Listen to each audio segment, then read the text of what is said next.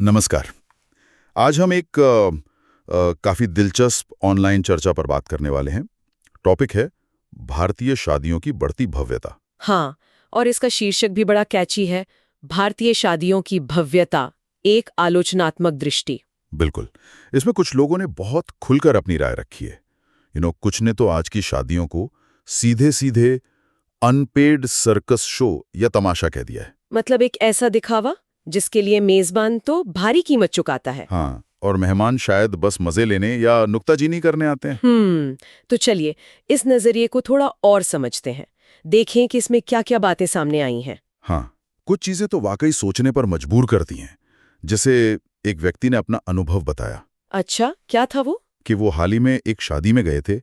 पूरा एसी पंडाल लगा था, ड्रोन कैमरा उड़ रहा था, अरे वाह! 3-3 फोटोग्राफर थे।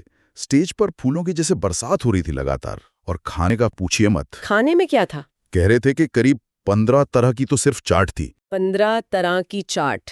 हद हो गई। मतलब शादी थी या कोई फूड फेस्टिवल? वही तो, लिखने वाले को भी यही लगा कि वो किसी म्यूजिक फेस्टिवल में आ गए हैं, शादी में नहीं। और यहीं पर बात थोड़ी सीरियस हो जाती है।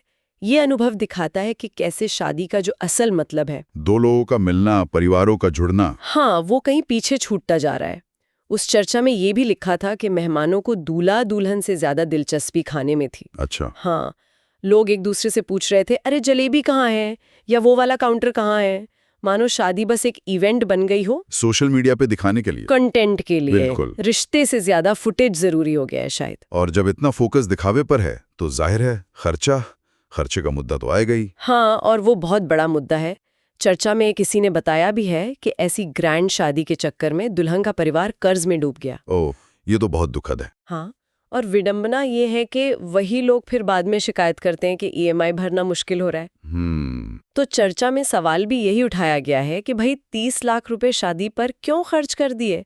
क्या सिर्फ इसलिए कि कोई शर्मा जी कह दें कि वाह शादी तो बड़ी शानदार थी? तो ये तो सीधे सीधे वो लोग क्या कहेंगे वाला प्रेशर हो गया, सामाजिक दबाव। बिल्कुल, जिसे उस चर्चा में इज्जत का नाटक कहा गया है। बड़ा सटीक शब्द है वैसे। है तो। क्योंकि इतना पैसा खर्च करके, इतनी भागदौड़, इतना मानसिक तनाव, उसके बाद मिलता क्या है?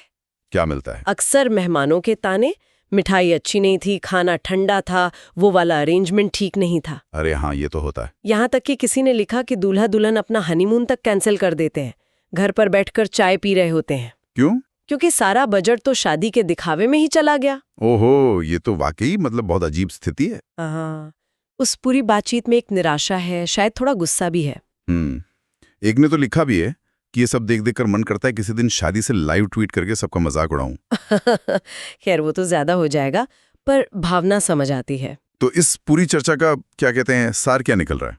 क्या लगता है? लगता तो यही है, जैसा चर्चा में इशारा है, कि भारतीय शादियां अपनी ही शानो शौकत के बोझ तले दब रही हैं। मतलब पर्सनल खुशी से ज्यादा सोशल स्टेटस का शो बन गई है। हाँ, शायद एक तरह का सामाजिक दिखावा ज्यादा हो गया है। और यहीं पर वो बड़ा सवाल आता है जिसका जिक्र भी है ऑनलाइन, कि क्या हम परंपरा, समाज में इज्जत और अपनी जेब अपनी आर्थिक हकीकत, इनके बीच का बैलेंस खो रहे हैं? बिल्कुल, ये संतुलन बिगड़ता जा रहा है। हमारे लिए सेलिब्रेशन का मतलब ही शायद बदल रहा है। सोचने वाली बात है।